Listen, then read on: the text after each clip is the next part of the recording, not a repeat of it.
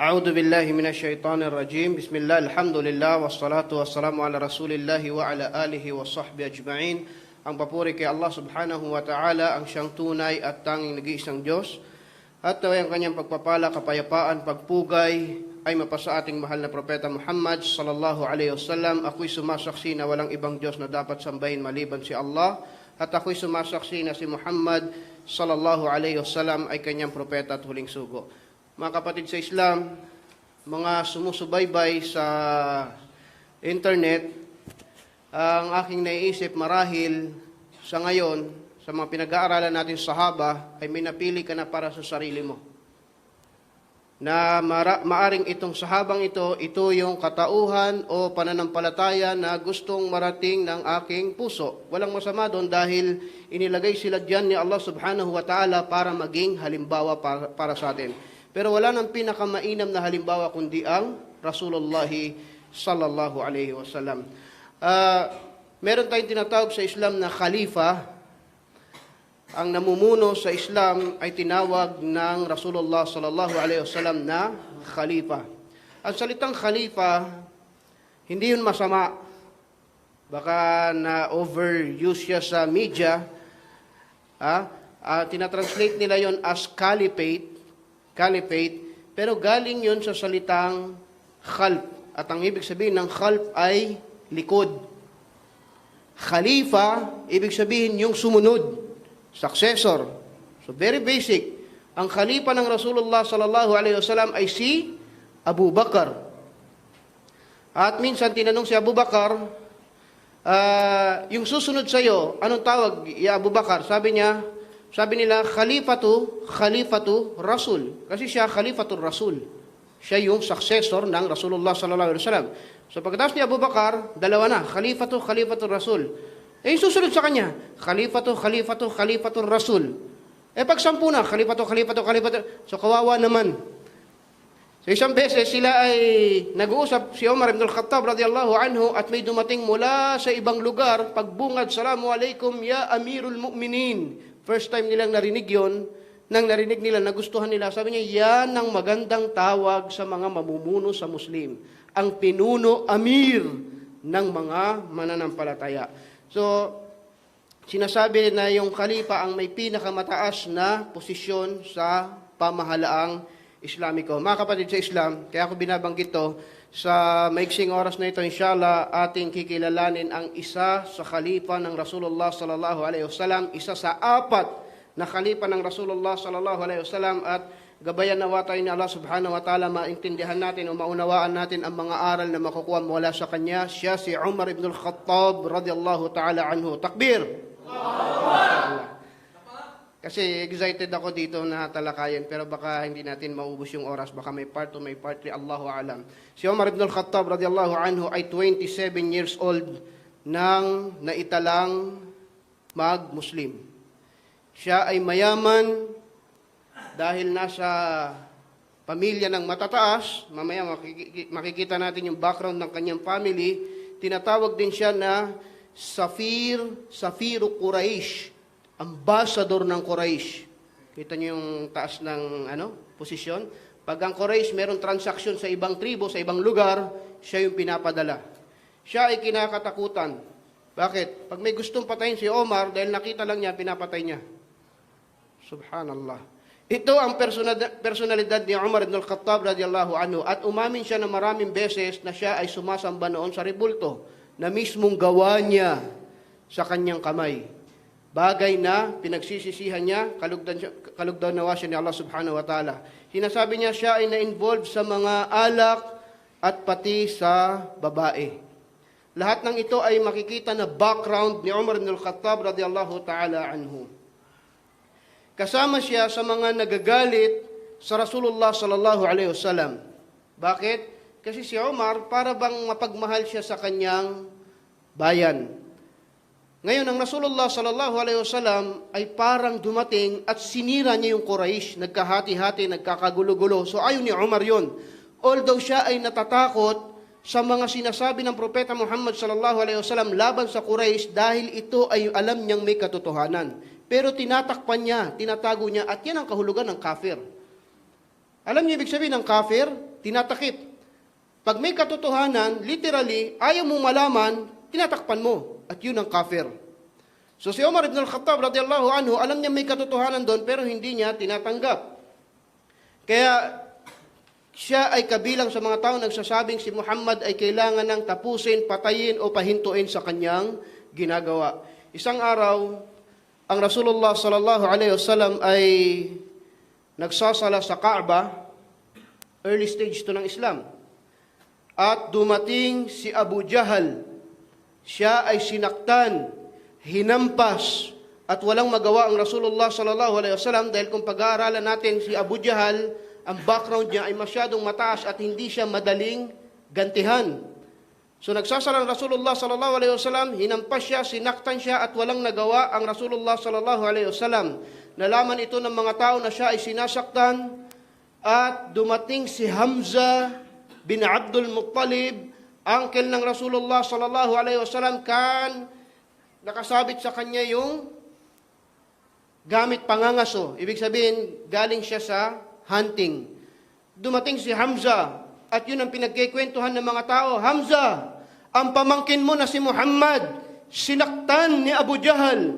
Galit na galit si Hamza bin Abdul Muttalib, at pumunta siya kay Abu Jahal doon sa pinangyarihan at sinabi niya to. Tingnan niyo. Atastumuhu wa ana ala dini. Minumura mo, nagagalit ka, sinasaktan mo si Muhammad, samantalang ako ay nasa reliyon niya. Subhanallah, isang uri ng pagpapahayag ng pananampalataya na hindi dumaan sa ashhadu an la ilaha. Pagpapahayag yun ng pananampalataya. Hindi alam ng mga tao na si Hamza ay naniniwala sa Rasulullah sallallahu alaihi wasallam, pero yung tagpo na yun, inamin niya. Atashtamuhu wa ana ala dinihi.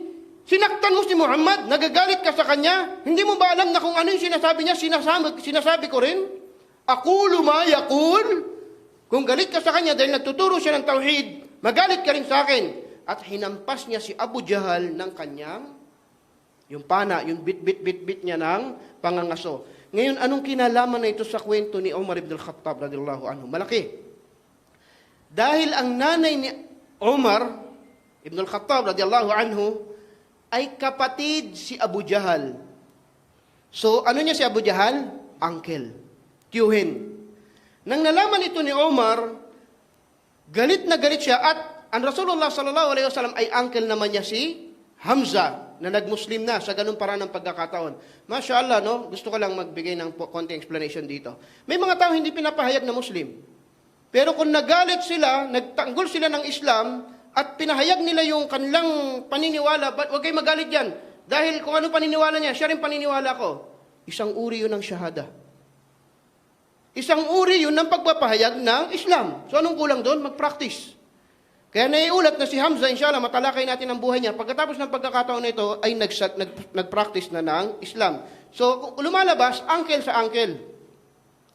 Yung uncle ni Rasulullah sallallahu alaihi wasallam ay sinakta naman si Abu Jahal na uncle na Umar ibn al-Khattab. Nang nabalitaan to ni Umar, nagdesisyon na siya. Sabi niya, ito na yung araw. Anong ito na yung araw? Kilala natin, Umar ibn al-Khattab. Pumapatay siya ng tao ng madali lang sa kanya. Ito yung araw, hahatulan ko si Muhammad, papatayin ko siya, at galit na galit siyang lumabas sa kanyang bahay at tinungo niya ang Rasulullah sallallahu alaihi wasallam.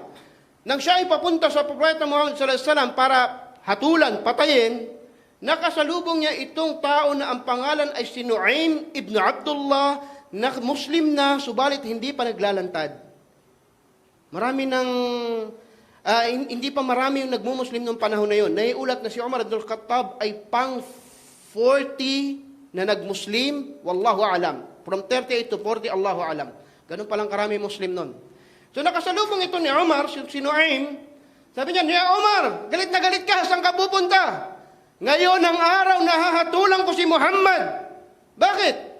Sobra na, hinati niya yung Quraysh, nagkagulo na dito sa lugar natin. Sabi niya, ganun ba? Bakit hindi mo unahin yung kapatid mo at yung asawa niya? Tagasunod na sila ni Muhammad. Totoo ba sinasabi mo? Sabi niya, tagasunod sila ni Muhammad, puntahan mo. Siya ay may kapatid na ang pangalan ay si Fatima ibn al-Khattab o Jamil. Pinuntahan siya ni Umar ibn al-Khattab radiyallahu anhu, at pagdating sa bahay nila, binuksan ng pinto, nakita niya na nandun ang kanyang kapatid at yung asawa ng kanyang kapatid at nandun ang isang Muslim na takapagturo, ang pangalan ay si Khabbab ibn al-Arak, nagtago siya. Hindi siya nakita ni Umar. Nung nakita niya yung mag-asawa, kaagad niyang sinaktan, totoo ba, nag-Muslim kayo, hinato niya, sinuntok niya, sinampal niya lahat. Hanggang sa naiulat, makakita siya ng dugo galing sa kapatid niya. Doon siya natauhan. Sabi niya, sinasaktan ko to kapatid ko, parang nahimasmasan siya. Sabi niya, ano bang ginagawa niyo dito? Wala kaming ginagawa, nagbabasa lang kami ng Quran. Sabi niya, nasa ng Quran? Ipakita mong Quran. Gusto niya makita. Doon lumabas si Khabbab ibn al-Arak. Sinabi, nasa balat o kung anuman bagay na nakasulat yung Quran. Sabi niya, nasa ng Quran? Ipinakita sa kanya ni Khabbab ibn al-Arak. Ito ang Quran. Nasa balat o parchment o nasa bahagi ng puno. Gusto ni Umar ibn al-Khattab radiyallahu anhu basahin. Sabi niya, akin na, babasahin ko. Galit na galit yung tao, ha? Ang sabi ni Khabbab, kung gusto mong basahin, kailangan mo magwudu. Magwudu ka muna para basahin mo tong Quran. Subhanallah. Kaya doon sa mga natatamad magwudu, ting magbabasa ng Quran at sinasabi, wala namang kinalaman nyo sa pagsamba nila, mahiya tayo dito sa kasaysayan. Isang taong galit na hindi Muslim, pero pinagwudu pa rin siya para magbasa siya ng Quran. Ano pa kaya tayo? Nagwudu si Umar, lalong nabawasan yung kanyang galit. Di ba? Hadis ng Rasulullah sallallahu alaihi wasallam, pag nagagalit ka, magwudu ka, at binasa niya ito. Tandaan natin, si Umar ibn al-Khattab radiyallahu anhu ay kabilang sa mga kakaunting taong nakakabasa ng Quran noong panahon na yon. Bismillahirrahmanirrahim. Sinabi ni Allah subhanahu wa ta'ala, Taha, ma anzalna alayka al-Qur'ana litashqa, illa tadqiratan liman yakhsha, tanzilan mimman khalaqa al-arda was-samawati al-'ula. Ila akhir al-ayah. Sinabi ni Allah subhanahu wa ta'ala, Taha. Sino nakakaalam ng kahulugan nito?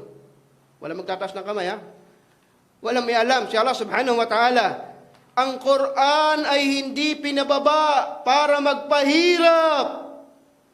Illa tadkiratan liman yakhsha.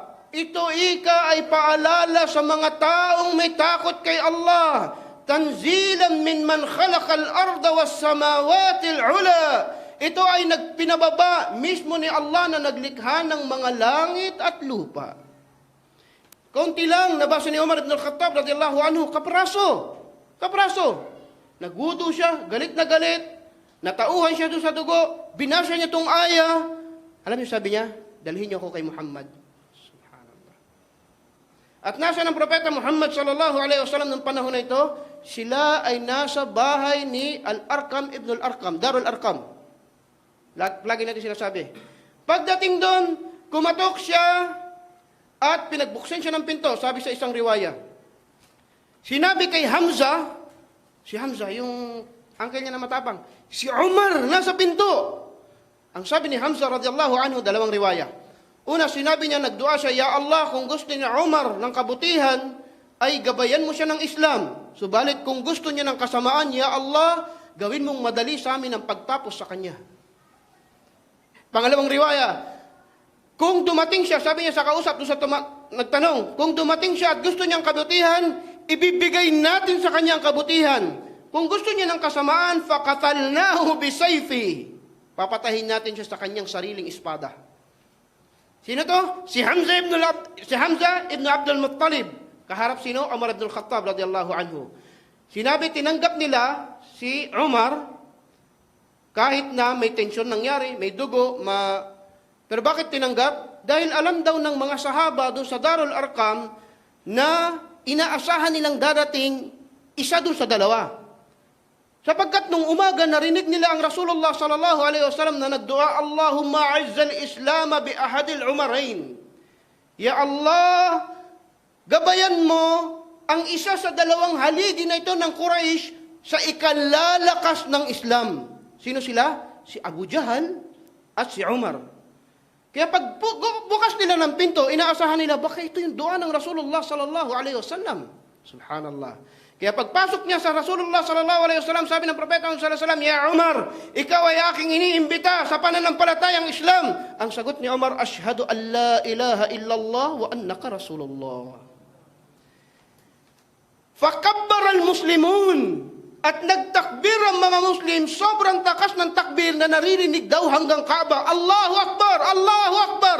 Pag may nagmo-Muslim, ganun ginagawa natin, di ba? Pero hindi sa pagkakataon na ito dahil sobrang lakas ng takbir nila, dahil ang saya-saya nila, dahil sino nag-Muslim? Umar ibn al-Khattab radiyallahu anhu. Ngayon, pagkatapos niya mag-Muslim, ano una nangyari? Tingnan niyo to siguro ito lang sapat na para sa gabing ito. Sa ibang araw natin ilaan yung tungkol kay Umar. Tingnan niyo itong punto na ito. Sabi niya, "Ya Rasulullah, alasna bil haqq?" Ya Rasulullah, hindi ba tayo nasa katotohanan? Ano sabi ng propeta sallallahu alaihi wasallam? Bala. Oo, tayo ay nasa katotohanan. Falima nakhtafi? Bakit tayo nagtatago? Subhanallah, naitala sa unang kasaysayan, lumabas ang mga Muslim papunta sa Kaaba at doon sila nagsala. Tandaan nyo, kung may background tayo, tago ng tago ang mga Muslim at hindi nila masabi sa sarili nilang kapatid, nanay, kamag-anak na sila ay nag-Muslim. Bakit? Dahil sasaktan sila ng Quraysh. Pero ngayon, sa unang pagkakataon, nasabi nila na ako ay Muslim. Bakit? Sa pagmumuslim ng isang tao, si Umar ibn al-Khattab radiyallahu anhu. Lumabas sila, 40 sila. Pang-40 si Umar na nag-Muslim. At nagkaroon ng dalawang hanay, dalawang linya, 20 kay Hamza at 20 kay Umar. At sila ay nagmarcha papunta sa Kaaba at yung mga Quraysh na galit sa mga Muslim ay walang magawa. Bakit? Si Umar yung kasama eh. Na-imagine nyo? Paano mo sasaktan yung mga Muslim? Ang namumuno si Umar ibn al-Khattab at sa kabila si Hamza. Anong gagawin natin? 40 katao, walang magawa ang mga tao sa Makkah at sila ay nagsala dun sa Kaaba. Subhanallah. Gusto natin ng aral? Itong pinakamagandang aral. Kung ang Muslim ngayon ay mayroong mataas na posisyon, ay dapat niyang gamitin sa kapakanan ng kanyang mga kapwa Muslim. Subhanallah. Sinasabi na ang pumipigil kay Umar ibn al-Khattab para siya ay mag-Muslim ay posisyon. Dahil mataas siya sa Quraysh, dahil meron siyang karangalang iniingatan na pag-Muslim siya, mawawala yun. Pero lahat ng yun tinapon niya. At nag-Muslim siya. At binigay niya yung lakas na meron siya para sa mga Muslim. Kung mag-iisip tayo mga kapatid sa Islam, talagang malulungkot tayo kung paano na yung mga posisyon, karangalan ng mga tao dapat ibinibigay nila sa kapakanan ng mga Muslim pero hindi natin makita at maramdaman. Ito isang tao, nagkaroon ng kapakinabangan sa lahat ng mga Muslim. Kahit anong larangan meron ka. Kahit na ikaw yung nasa post office, at least mapabilis yung pagpapadala ng sulat ng mga kapatid mong Muslim.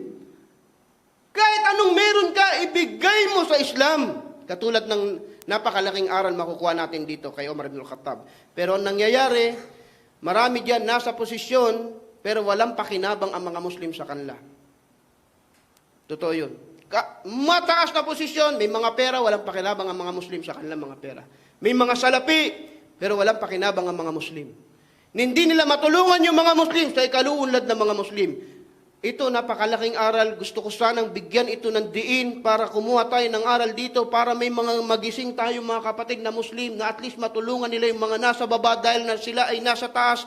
Wallahu musta'an, ipagdua natin kay Allah subhanahu wa ta'ala na tayo ay matuto sa mga aral na ating binabanggit at bigyan tayo lahat ni Allah subhanahu wa ta'ala ng gabay. Barakallahu fikum, jazakumullahu khairan, wa sallallahu ala nabiyina Muhammadin wa ala alihi wa sahbihi ajma'in. Wassalamu alaikum wa rahmatullahi wa barakatuh.